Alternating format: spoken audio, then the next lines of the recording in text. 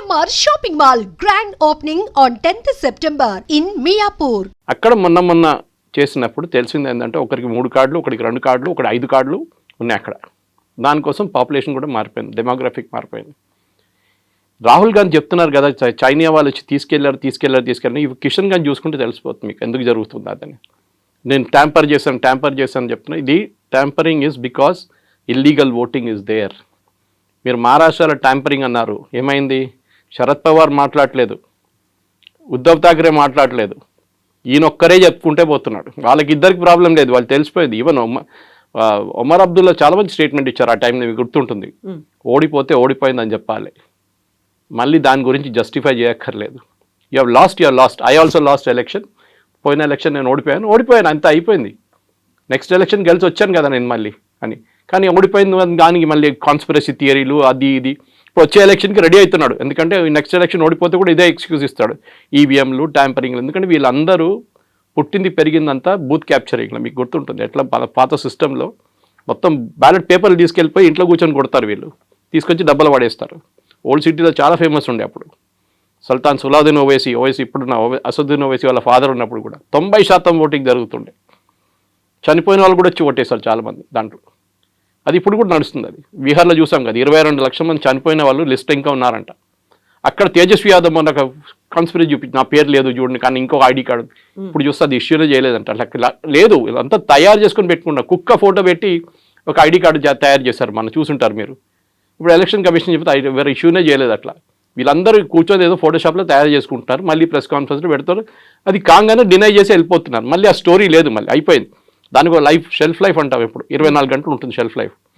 రాహుల్ గాంధీ ఇంత మాట్లాడుతున్నారు కదా, చైనా వాళ్ళు వచ్చి 2000 కిలోమీటర్లు తీసుకెళ్లారని. వాళ్ళ great grand father Jawaharlal Nehru టైంలో ఏం జరిగిందండి? అక్సాయ్ చిన్ అని చెప్పి హాఫ్ లదాఖ్ చైనాకి ఇచ్చేశారు. లాజిక్ ఏంటి? హర్యానా సైజ్ ఆలోచించి, హర్యానా సైజ్లో ఉన్న ఒక స్టేట్ చైనాకి నెహ్రూ గిఫ్ట్గా ఇచ్చేశారు. అక్కడ ఏం లేదులే, ఏం చేసుకుంటామని చెప్పేసి. అక్కడ ఏం చెట్లు కూడా ఉండవు, అక్కడ ఎందుకు అక్కడ రాళ్ళు గీళ్ళు ఉన్నాయి, మనం ఏం చేసుకుంటామని చెప్పి గిఫ్ట్ చేశారు. ఆలోచించండి, 38,000 స్క్వేర్ కిలోమీటర్స్ పంజాబ్ స్టేట్ లాంటి సైజ్. ఇప్పుడు కూడా మీరు లదాఖ్ మ్యాప్ చూస్తే చాలా బాగుంటుంది చూడడానికి. Half of Ladakh is with China, ఇంకొక హాఫ్ పాకిస్తాన్ గిఫ్ట్ చేసేసారు. పిఓకే అని చెప్తాం మనం ఇప్పుడు. అది ఎవరు ఇచ్చారు? అది కూడా నెహ్రూ ఇచ్చారు. ఎందుకంటే ఆ రోజు 1947లో ఆ టైంలో డిలే చేశారు కావాలని చెప్పి నెహ్రూ. వేరే Sardar Patel wanted army to be, that's a different story altogether. కానీ రాహుల్ గాంధీకి అక్కడ మిగతా వాళ్ళ మీద ఆరోపణలు చేయడం, ఆయన గురించి ఆయన మాట్లాడరు. ఏది నేషనల్ హెరాల్డ్ కేసు కానివ్వండి, ఆగస్టా వెస్ట్ల్యాండ్ కేసులో అందరికీ తెలుసు డబ్బులు ఎవరికి వెళ్ళింది. ఆ డబ్బులు తీసుకున్నాడు లండన్లో కూర్చున్నాడు, very close friend of Vadra. ఆయన మీద అరెస్ట్ వారెంట్ ఉంది, అక్కడ కూర్చున్నాడు. ఇక్కడ వాద్రాని క్వశ్చన్ చేశారు మనం. ఆగస్టా వెస్ట్ల్యాండ్లో even the chief of air staff జైలుకి వెళ్ళాల్సి వచ్చింది, మీకు గుర్తుంటుంది. ఇదంతా జరిగిన లంచాల మీద లంచాలు ఈ ఫ్యామిలీలో. బోఫోర్స్ మన అందరికి తెలుసు, వెరీ ఫేమస్. అది పాపం రాజీవ్ గాంధీ తల మీద వచ్చి పడేది, కానీ రాజీవ్ గాంధీ అసలు డబ్బులు సంపాదించలేదు. But we all know Ottavio కాట్రాచీకి 10% కమిషన్ పోయిందని ఆయన ఒప్పుకున్నాడు కోర్టులో. Ottavio Quattrocchi is very close friend of Sonia Gandhi, relative వాళ్ళు. ఆయన వస్తూ పోతుంటారు వాళ్ళ ఇంట్లో. ఇప్పుడైతే లేట్ మనం చనిపోయిన ఆయన 3-4 years ముందు పోయిన ఆయన మలేషియాలో పట్టుకుని అన్ని. There are plethora of cases. కానీ ఈయనది ఏంటంటే ఒక స్పెషాలిటీ, వాళ్ళ సెట్ ఆఫ్ మీడియా వాళ్ళు ఉంటారు, వాళ్ళని పిలిచి వాళ్ళ ముందు కూర్చొని ఒక డ్రామా చేస్తాడు. వాళ్ళు ఏం క్వశ్చన్లు అడగరు, ఏమంటారు మోదీ గారు ఎప్పుడు ప్రెస్ కాన్ఫరెన్స్ చేయరు, చూడు నేను చేస్తున్నానని చెప్పేసి. ఇట్లాంటి ఆరోపణలు. I'm very happy actually. Supreme court ఇది కాదు, అది స్టే చేయకుండా ఉండాలి. Defamation should go on. ఈయన కాకపోతే బార్డర్ రోడ్స్ ఆర్గనైజేషన్ ఆయనకి డెసిగ్నేషన్ కరెక్ట్ కాదు అది ఇదని చెప్పి అభిషేక్ మను సింఘ్వి ఇవాళ ఆర్గ్యూ చేశారు. తప్పని చెప్పట్లేదు, ఆయనకి ఏమైంది దీన్ని చైనా తీసుకెళ్లారంటే ఒక బార్డర్ రోడ్స్ ఆర్గనైజేషన్ మనిషికి ఏమైందని అడుగుతున్నారు. హౌ ఈజ్ ఈ రిలేటెడ్ టు ద కేస్? సరే రేపు ఒక రిటైర్డ్ లెఫ్టినెంట్ కర్నల్లో retired major retired brigadier case ఏమని చెప్పండి. సంతోష్ బాబు గారిని చంపేశారు కానీ వాళ్ళ ఫ్యామిలీ కేసే వచ్చు. They insulted him. కర్రలు తీసుకొని కొట్టారు, 26 మందిని కొట్టారు. ఇదంతా రాహుల్ గాంధీ చేస్తున్నారు. అంటే మన సోల్జర్స్ ఏం చేయలేదు, ఇట్లా చూసుకొని నిలబడి ఉన్నారు, వాళ్ళు వచ్చి కొట్టారంట చైనా వాళ్ళ మన్ని. They are questioning the integrity of our soldiers. అంటే మనం ఆలోచించండి, కష్టపడి -40 degreesలో, అదే వాళ్ళు సుప్రీంకోర్టు కూడా చెప్పారు, -40 degreesలో they are standing out there. ఇంకా డిఫరెంట్ కేసులు of course. It was the Punjab police ఒక కర్నల్ని అసాల్ట్ చేసిన కేసులు. -40 degreesలో వాళ్ళకి ఆ కొండ మీద నిలబడి ఇండియాని గార్డ్ చేసిన మనిషిని మీరేమంటున్నారు? వాడు పని చేయట్లేదు అంటున్నారు. మీరు ఉన్నారని అడిగారు supreme court. Where you there when this happened? చూసారా మీరు చూసారా? ఆరోపణలు చేయడం చాలా ఈజీ. మీరు చూసారా? మీరు అక్కడ ఉన్నారా అని అడిగారు. This is a great lesson. ఇట్లా కాదు, ఇంకా చాలా ఉన్నాయి ఇట్లాంటిది. They should be regular cases filed. In fact నేను ఎన్నోసార్లు ఈ ఆపోజిషన్ వాళ్ళకి సజెస్ట్ కూడా చేశాను. ఇక్కడ స్టేట్లో ఉన్న ఆపోజిషన్ లీడర్స్ని. రాహుల్ గాంధీ చేసిన అన్ని దానికి కాన్స్టిట్యూషన్ మీద ఉన్నాయి ఆరోపణలు. Election commission is a constitutional body. వాళ్ళ మీద ఆరోపణలు చేయడం చాలా ఈజీ. కానీ remember, Rahul Gandhi opposition leader కానీ ఎంపీగా ప్రమాణ స్వీకారం చేసినప్పుడు కొన్ని వర్డ్స్ యూజ్ చేశారు. I will preserve, protect and defend the constitution of India as by law established. అంటే చట్టం ఒకటి ఉంది, దాన్ని నేను ప్రొటెక్ట్ చేస్తాను. కానీ ఆ ప్రొటెక్ట్ చేసే బదులు దాని మీద ఆరోపణలు చేస్తున్నారు. So he can be disqualified straight away. నేను దీనికి ముందుకు చెప్పాను మీకు, కేరళలో ఒక ఎగ్జాంపుల్ ఇచ్చాను. And should be done. ఆయన్ని కోర్టుకి తీసుకెళ్ళి డిస్క్వాలిఫై చేయాల్సిందే. ఎందుకంటే ఆల్రెడీ ఒక కేసు నడుస్తుంది, ఒకటి స్టే ఉంది దాని మీద.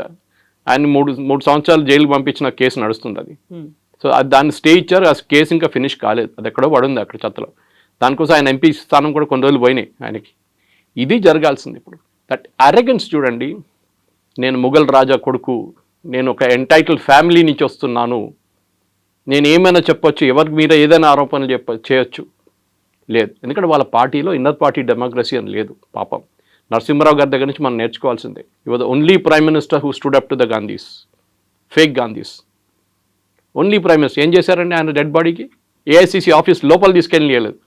మాజీ ప్రధానమంత్రి, ఢిల్లీలో సంజయ్ గాంధీకి ఒక సమాధి ఉంది పెద్దది. What post did Sanjay Gandhi hold అండి? What post? మినిస్టర్గా ఉన్నారా? ప్రైమ్ మినిస్టర్గా ఉన్నారా? జస్ట్ బికాజ్ ఈ ఫ్యామిలీతో కనెక్షన్ చెప్పేసి పెద్ద సమాధి కట్టారు. నరసింహరావు గారిని తీసుకొచ్చి ఇక్కడ నెక్లెస్ రోడ్ కాడ వీ నో వాట్ హ్యాపెండ్, రాత్రి ఏం జరిగింది, కుక్కలు ఏం చేశారని మన అందరికి తెలుసు. This is what I'm saying. వాళ్ళ సీతారాం కేసరిని టాయిలెట్ లోపల లాక్ చేసిన ఇన్సిడెంట్ మీకు తెలుసు. సోనియా గాంధీని ప్రెసిడెంట్ చేయాలంటే ఆయన ఒప్పుకోలేదు. నేను రాజీనామా చేయనని చెప్తే ఆ రోజు ఏఐసిసి ఆఫీస్లో టాయిలెట్ లోపల బంద్ చేయించి ఆయనతో రాజీనామా చేయించాను. ఆలోచించండి. లైట్ ఆఫ్ చేసేసి పడేశారు వాళ్ళు, టాయిలెట్లో పడేసి. ఇట్లాంటి పార్టీ ఇది. ఆరోపణలు చేయడం చాలా ఈజీ. ఇక్కడ కూడా చూస్తున్న తెలంగాణలో కూడా కల్చర్ ఉంది. మోదీ గారి మీద ఆరోపణ చేస్తూనే ఉంటారు. I wish BJP had a legal cell, strong legal cell. ఢిల్లీలో వాళ్ళ దగ్గర ఉంది, స్ట్రాంగ్ లీగల్ సెల్ ఉంది వాళ్ళ దగ్గర. చాలామంది MPs are actually good lawyers. కేసులు ఫైల్ చేయండి. మీరు హెల్తీ డిబేట్ కావాలని డెమోక్రసీలో లేదని చెప్పట్లేదు. కానీ సుప్రీంకోర్టు చెప్పినట్ల లేనిపోయిన ఆరోపణలు చేయడం, రఫాయల్ పడిపోయిందని ఇక్కడ రేవంత్ రెడ్డి కూడా రిపీట్ చేశారు. We should file a case against it. What proof do you have?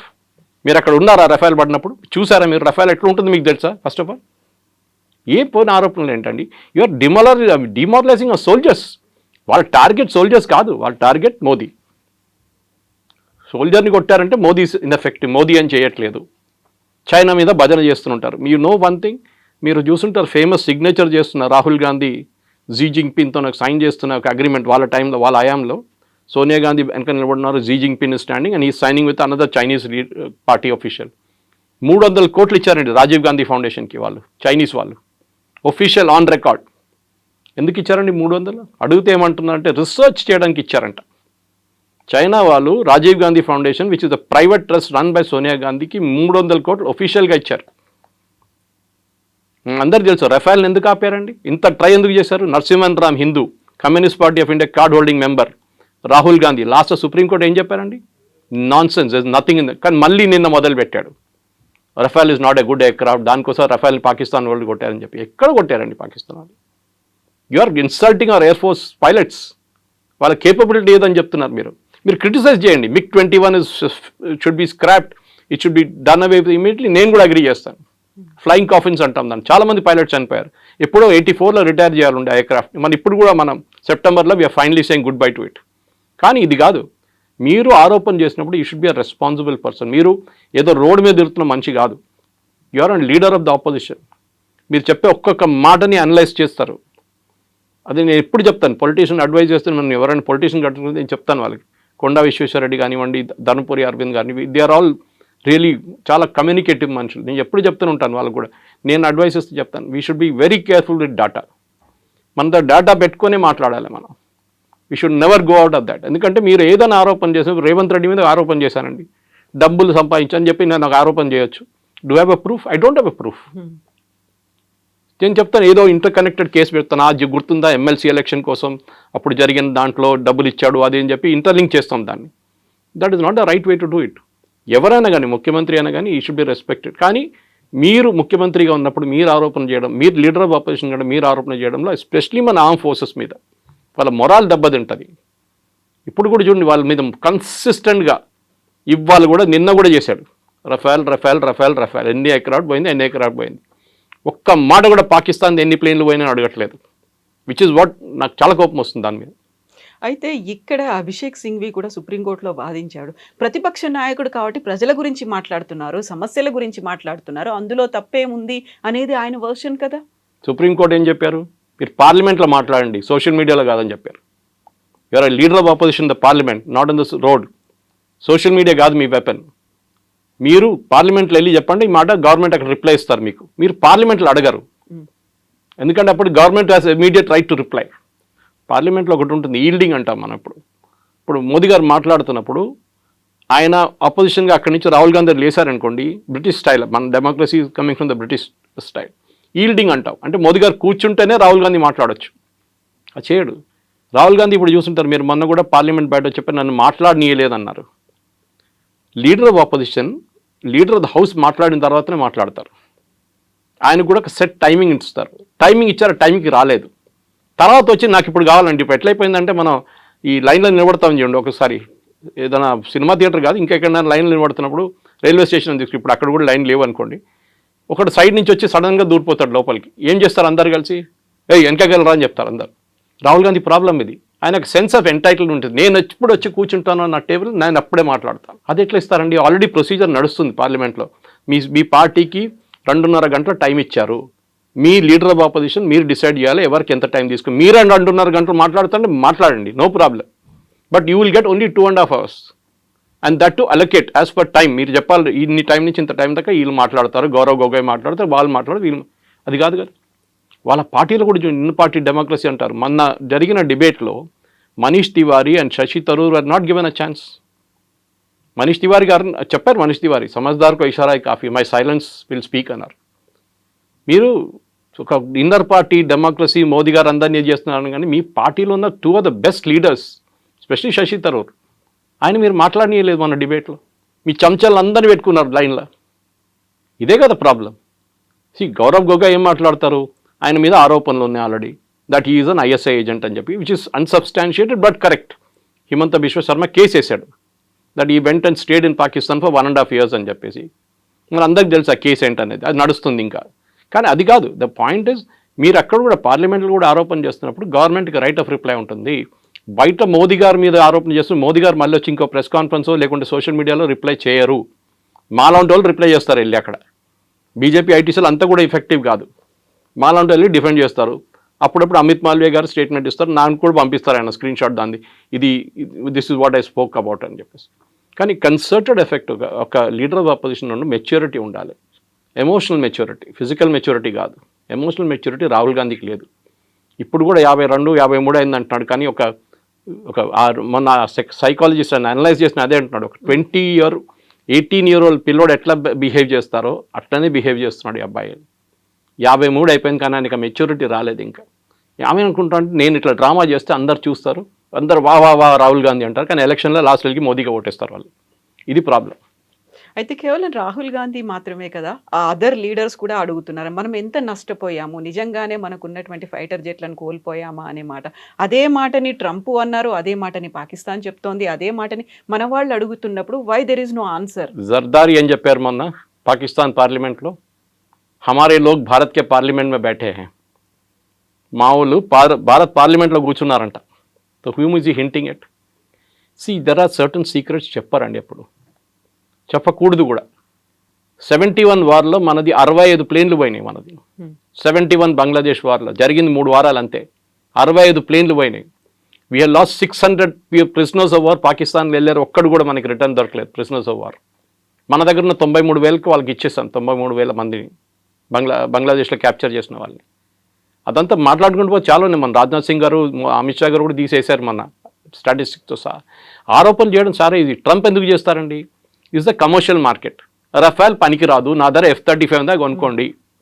ఇది ఎట్లయిపోయిందంటే మీరు ఒక కార్ తీసుకున్నారు, రేపు కూడా వచ్చి అంటే ఈ కారా, అరే చూసిన 10 యాక్సిడెంట్ జరిగింది, ఎందుకు తీసుకున్న ఈ కార్, నా దగ్గర ఇంకా మంచి కార్ ఉంది, సేఫ్టీ ఫీచర్స్ చాలా మంచిది అంటారు. లారీకి వెళ్ళి కొడితే లారీ వాడు చనిపోతాడు, మీకేం కాదంటాడు. అట్లాంటి చాలామంది ఉన్నారు చేసేటోళ్ళు. So this is a commercial market. దానికోసం ఫ్రాన్స్ డిఫెండ్ చేశారు చూడండి.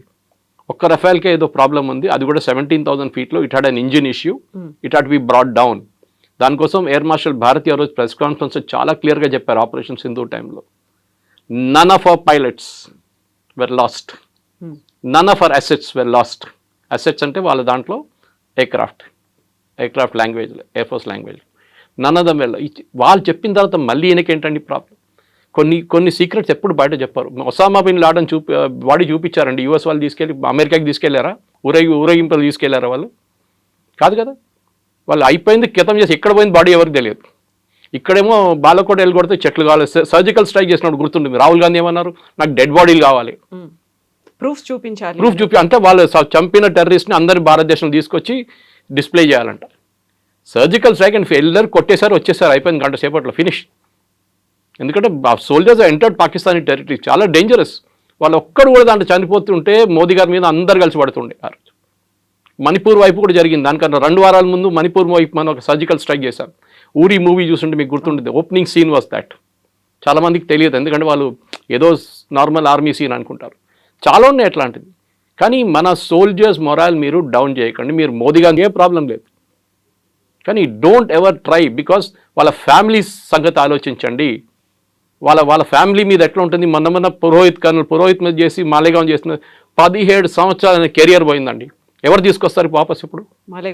ఈ కూడా మన బ్రిగేడియర్ బై నౌ 17 years. వాళ్ళ ఫ్యామిలీకి luckily army stood by them.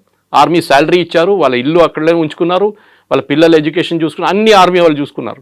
వాళ్ళకి తెలుసు that this guy was working for us, for the Indian army. కానీ ఆరోపణలు చేసి ఆయన కెరియర్ కంప్లీట్గా డిస్ట్రాయ్ చేశారు. Who will bring back that 17 years now? వీళ్ళు ఆన్సర్ చేయాలండి. వీళ్ళు ఈ ఆరోపణ చేస్తున్న వాళ్ళు పొద్దున్న లేవగానే అబద్ధాలు చెప్తారు, అబద్ధాల మీద అబద్ధాలు. దానికి భజన మండలి ఒకటి ఉంది పాడడానికి, తోడు పాడడానికి. ఖర్గే గారు కానీ ఇక్కడ రేవంత్ రెడ్డి గారు అందరు భజన పాడతారు. కేసీ వేణుగోపాల్, సుప్రియా శ్రీరాంటే, జయరామ్ రమేష్, పవన్ ఖేరా అందరూ ఉన్నారు ఫుల్ భజన మండలి. ఎందుకంటే ఫ్యామిలీ లెడ్ పార్టీ అండి, ప్రైవేట్ లిమిటెడ్ కంపెనీ ఇది. మీరు చూస్తుంటారు ప్రైవేట్ లిమిటెడ్ కంపెనీలు మాట్లాడితే ఎండి కొడుకు తర్వాత వాళ్ళ కొడుకు, వాళ్ళ తర్వాత వాళ్ళ కూతురు, ఎట్లా నా లైనేజ్ ఉంటుంది.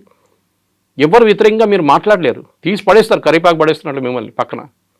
ఇది కూడా అంతే. చూడండి వాళ్ళ పార్టీలో వాళ్ళ వ్యతిరేకంగా మాట్లాడిన మనుషులు ఎక్కడన్నా ఉన్నారా? You go back to Nijalingappa and that time, నీలం సంజీవ్ రెడ్డి టైంలో ఏం జరిగింది మన అందరికీ తెలుసు. కామరాజ్ గారిని ఏం చేశారు చెప్పండి? You are the tallest leader in Congress. 2 ప్రధానమంత్రిని నామినేట్ చేసి తయారు చేసిన మంచి కామరాజ్, లాల్ బహదూర్ శాస్త్రి అండ్ ఇందిరాగాంధీ. ఏం చేశారు లాస్ట్లో? ఇందిరాగాంధీ ఆయన తీసి పక్కన పడేశారు. ఆయన కాకుండా ఆయనే ప్రధానమంత్రి అయిపోతుండే ఈజీగా. But he didn't. కానీ అట్లా ట్రీట్ చేస్తారు వీళ్ళు. నరసింహారావు గారిని ఎట్లా ట్రీట్ చేస్తారో, సీతారాం కేసుని ఎట్లా ట్రీట్, అట్లనే వాళ్ళ పార్టీలో వాళ్ళ గురించి మాట్లాడకపోతే టామ్ వడక్కన్ ఇప్పుడు బీజేపీలో ఉన్నారు, Rajaji grand son is in BJP. మీకెందుకు? మీ all the tallest leaders in Congress from Uttar Pradesh, Rita Bahuguna is in BJP. వీళ్ళందరూ అంతే. బికాజ్ వీళ్ళ యాటిట్యూడ్ ఏంటంటే మాకు భజన మండలి, మేమేం చెప్తే అదే నిజం. వేదవాక్యం అంటారు చూడండి మా దాంట్లో మలయాళంలో, it is that only. You can not go out of that Lakshman Rekha. ఇప్పుడు పదే ట్రంప్ మాట చెప్తున్నాడు, నా వల్లే యుద్ధం ఆగింది, ఎందుకంటే ఇద్దరి దగ్గర న్యూక్లియర్ వార్ హెడ్స్ ఉన్నాయి, అదైతే మొత్తం సర్వనాశనం అయ్యేది నేను చెప్పాను కాబట్టి. ఎక్కడ ప్రధానమంత్రి నరేంద్ర మోదీ కానీ పార్లమెంట్లో జరిగినటువంటి ప్రసంగంలో ట్రంప్ పేరు తీసుకోలేదు, ఎవరో చెప్తే మేము ఆపలేదు అనే మాట చెప్పారు తప్ప ఎక్కడ he is not taking Trump names. ఎందుకంటే ఆయన భయపడుతున్నారు. ఎందుకంత భయం అనేటువంటి ఒక మాట కూడా ఉంది. ఎమోషనల్ మెచ్యూరిటీ అంటారు దాన్ని. దీనికి రాహుల్ గాంధీ సంగతి చెప్పాను మీకు. ట్రంప్ ఏం చెప్పారండి ఫస్ట్? దానికన్నా ముందు ఏం చెప్పారు? నేను ట్రేడ్ టాక్స్ పెట్టి నేను అగ్రిమెంట్ తీసుకొచ్చాను. ట్రేడ్ టాక్స్ ఏమైందండి ఇప్పుడు? అంటే they was no trade talks, ఒట్టి హవా. ట్రంప్ ఎట్లయిపోయిందండి ఇప్పుడు? నేను మొన్న ట్వీట్ చేశాను దాని గురించి, World War II కూడా నేనే ఆపానంటాడు కంట్రీ రేపు కావాలంటే. ఆయనకి నోబెల్ ప్రైజ్ కావాలి, ఓపెన్గా చెప్పారు కదా వాళ్ళ ప్రెస్ సెక్రటరీ, మాకు నోబెల్ ప్రైజ్ కావాలి, నోబెల్ పీస్ ప్రైజ్ కావాలి మాకు. దానికి ఇప్పుడు రోడ్ మీద ఇద్దరు కొట్టుకుంటే కూడా నేనే వెళ్ళి స్టాప్ చేశానంటాడు ట్రంప్ రేపు. మన దగ్గర చిన్న యాక్సిడెంట్ జరిగితే కొట్టుకుంటారు చూడండి రోడ్ మీద, అట్లా అయిపోతుంది, అది కూడా నేనే ఆపానంటాడు. ఎవరు సీరియస్గా తీసుకుంటలేరు. ఇది పాత ఒక స్టోరీ ఉండే మన చిన్నప్పుడు వినుంటారు, పులి వచ్చింది అని చెప్తారు ఊర్లో. లాస్ట్ నిజంగా పులి వచ్చినప్పుడు ఎవడు రాడు కూడా అక్కడ. ఆ సంగతి ఇది. మీరు రష్యా యుక్రెయిన్ ఆపేస్తాను 2 రోజులు అన్నాడు, ఏమైందండి? వాళ్ళు ఇప్పుడు కూడా కొట్టుకుంటున్నారు పిచ్చోళ్ళలాగా. మా ఇండియా పాకిస్తాన్ మీరేం ఆపారండి? ట్రేడ్ డీల్ చెప్పాం వాళ్ళు ముందు చూపించి నేను ఆపాను అంటాడు. ట్రేడ్ డీల్ ఏమైనా జరిగిందా? First of all there is no call from Trump, everybody agrees. Call చేసింది ఓన్లీ రూబియో, వాళ్ళ వైస్ ప్రెసిడెంట్ ఒకరే కాల్ చేశారు అక్కడి నుంచి. జేడీ వ్యాన్స్ కాల్ చేశారు, మార్కో రూబియో కాల్ చేశారు. ట్రంప్ ఎక్కడ మాట్లాడలేదు. ఇక్కడ always said my team negotiated with them, we would agreed. నేనే చేశాను అంటారు. ఎందుకంటే ఆయనకు నోబెల్ ప్రైజ్ కాదు, లేకుంటే వైస్ ప్రెసిడెంట్ నోబెల్ ప్రైజ్ వచ్చేస్తుంది. ఆయనకు అది టెన్షన్. ఆయనకి క్రెడిట్ ఎవరికి రాకూడదు, నాకే రావాలి క్రెడిట్. సో ట్రంప్ ఒక మెంటల్ ఆలోచించండి, హీఈస్ పబ్లిసిటీ సీకర్. ఆయన అన్ని ఏదో ఎరిట్రియా, అక్కడ ఏదో ఆఫ్రికాలో ఎన్నో సంవత్సరాల నుంచి కొట్టుకుంటున్నారు. వాళ్ళు పిలిచి వైట్ హౌస్లో కూర్చొని సంతకం పెట్టించారు. వాళ్ళు ఏం పెట్టారో వాళ్ళకే తెలియదు. వాళ్ళు అన్నారంట తర్వాత, ఏం పెట్టి మాకు తెలియదు, పిలిచాడు సంతకం పెట్టమని మేము పెట్టాం. మళ్ళీ నెక్స్ట్ డే వెళ్ళి మళ్ళీ కొట్టుకుంటున్నారు అక్కడ. మళ్ళీ ఏం పీస్ అండి ఇది? నేను అక్కడ ఆపాను, నేను ఇక్కడ ఆపాను అంటాను. ఎక్కడ ఇదే అంటున్నాను. మన దగ్గర వైట్ స్కిన్ మెంటాలిటీ ఒకటి ఉందండి. నేషనల్ అవార్డు వస్తే నేషనల్ అవార్డు కాదు, ఆస్కర్ వస్తే ఆస్కర్. ఎందుకంటే వైట్ స్కిన్ కూడా ఇచ్చింది కదా, తెల్ల white skin is still very good for us. Oscar రావాలి నాకు. నేషనల్ అవార్డు వచ్చిందా? నేషనల్ అవార్డే కదా, అది అంతర్జాతీయ స్థాయిలో ఉంది. అంతర్జాతీయ స్థాయి కాదు. వైట్ స్కిన్ మెంటాలిటీ ఇంకా పోలేదండి మనకి. ఇప్పుడు కూడా చూడండి, ఒక అమెరికనో బ్రిటిషో రోడ్డు మీద కనిపిస్తే మీ బిహేవియర్ ఎట్లా ఉంటుంది మీదని చెప్పట్లేదు. Normal human being Indians behaviour ఎట్లా ఉంది, వాడిని ఎట్లా టోపీ వేద్దాం, 100 రూపాయల ప్రోడక్ట్ వాడికి 500 ఎట్లా అమ్ముతాం, ఇది చూస్తుంటాం అన్నమాట. వాడు దానికైనా స్మార్ట్ ఫెలో. వాడు చూస్తాడు వీని ఎట్లా టోపీ వేయాలని చూస్తుంటాడు వాడు. ఇది మన white skin attitude. So Trump చెప్పారని చెప్పి ద మెచ్యూరిటీ ఆఫ్ మోదీ అక్కడ వస్తుందండి. ఏ ఎక్సైట్మెంట్ లేదు ఆయన ఫేస్లో, ఒక ఎమోషన్ కూడా కనిపించదు. ఎవరు నాతో మాట్లాడలేదు. నో వరల్డ్ లీడర్ లేకుంటే రేపు అంటాడు ఇంకో లీడర్తో చేయించా అంటాడు మళ్ళీ రేపు. పాకిస్తాన్ దగ్గర ఆయిల్ ఉంటే నేనే వచ్చి ఇది చేస్తాను. పాకిస్తాన్ పరేషాన్ అయిపోతుంది. ఇక్కడ మేము ఇంకా తవ్వలేదు, ఏం చేయలేదు, మా ఆయిల్ ఇస్తా అంటున్నాడు ఈయన. సో మనం కూడా పాకిస్తాన్ నుంచి కొనుక్కునే 3 సంవత్సరాల తర్వాత ట్రంప్ ఉండడు, వెళ్ళిపోతాడు. ఈ కెనాట్ కాంటెస్ట్ ఎలక్షన్ అయిపోయింది. వాళ్ళ 2 టైమ్స్ ఉంటాయి యూఎస్ ప్రెసిడెంట్కి. దాని తర్వాత వచ్చేటోడు ఏంటి, వాడు మొత్తం మార్చేస్తాడు రూల్ అంతా. ఏం చేస్తారు అప్పుడు పాకిస్తాన్ లేదు. So you have to keep your neutrality. చాలా మెచ్యూర్గా చేశారు. యూకే FTA సైన్ చేసామా మనం, ఫ్రీ ట్రేడ్ అగ్రిమెంట్. ఇప్పుడు యూరోపియన్ యూనియన్తో చేయబోతున్నాం. We just shift our markets అంతే. నేను చాలా ఛానల్స్ డిబేట్ చేసి చెప్పాను. నేను యూఎస్కి ఇండియాకు ఉన్న ట్రేడ్ రిలేషన్స్లో 3-4 ప్రోడక్ట్స్ ఇంపార్టెంట్. దాంట్లో ఒకటి ఫార్మస్యూటికల్స్. మన దగ్గర మందులు కొనుక్కపోతే ఆ డోలోకి వాడు $10 ఇవ్వాల్సి వస్తుంది ఒక స్ట్రిప్కి. మన దగ్గర కొనుక్కుంటా అని చెప్పి తక్కువ. నేను I'm just giving an indicative rate. మన దగ్గర వెళ్ళి ఫార్మస్యూటికల్స్ వాళ్ళు బతుకుతున్నారు యూఎస్. అదర్వైజ్ వాళ్ళు 10 times కాస్ట్ ఇవ్వాల్సి వస్తుంది. We're the pharma capital of the world. Next మనది జెమ్స్ అండ్ జ్యువెలరీ. మన దగ్గర పాలిష్ అయ్యి సూరత్ నుంచి పాలిష్ చేసి కట్ చేసి పంపిస్తారు. ఇంకెవరు దాన్ని చేయమని చెప్పండి. I will challenge. Maximum Bangkok నుంచి తెప్పించుకుంటారు. అక్కడ వాళ్ళ దగ్గర న్యాచురల్ స్టోన్స్ ఉండవు, ఆర్టిఫిషియల్ స్టోన్స్ ఉంటాయి. ఎక్కడ తెప్పించుకుంటారు మీరు? కొనాల్సినోడు మీరు బంగారం 50,000 రూపాయలు ఉన్నప్పుడు కూడా కొన్నారా? బంగారం కొన్నారా? నేను పెళ్లి చేసుకున్నప్పుడు 15,000 ఉండే అప్పుడు 91.